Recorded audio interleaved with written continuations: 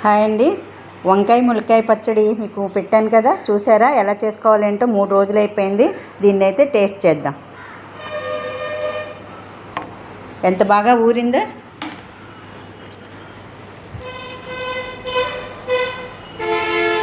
చూసారు కదా, వంకాయ ముక్క కూడా బాగా కనిపిస్తుంది. ఈ వంకాయ ముక్కలు ఇప్పుడు దీన్ని టేస్ట్ చేపిద్దాం.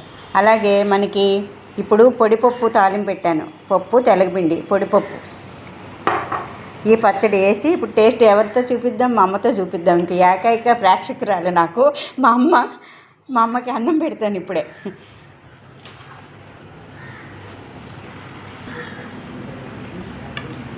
పప్పు పచ్చడి వేసి టేస్ట్ చూడమ్మా. నువ్వు నెయ్యి కూడా వేస్తాను, దానికి 2 వడియాలు కూడా వేయించాను టేస్ట్గా.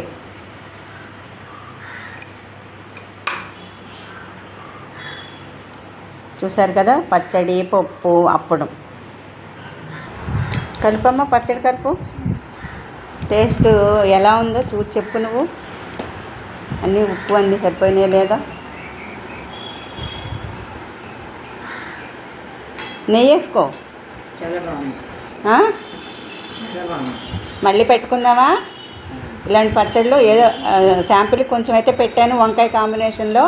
ఇంకా ఏమన్నా ఉన్నాయా వెరైటీలు? అవన్నీ కూడా చూద్దామండి. పప్పు కూడా చూడు, పప్పు కూడా కలుపుకో. నెయ్యి వేసుకున్నావా? పప్పు పచ్చడి చాలా బాగుంది. అప్పడం, తెల్లపిండి చాలా బలం. తెల్లపిండి పప్పు, తాలింపు పప్పు అండి, అది చాలా మంచిది. ఓకే అండి. ఇలాంటి మంచి రెసిపీలు ఇంకా చేసి చూపిస్తూ ఉంటాను, మీరు చూస్తూ ఉండండి.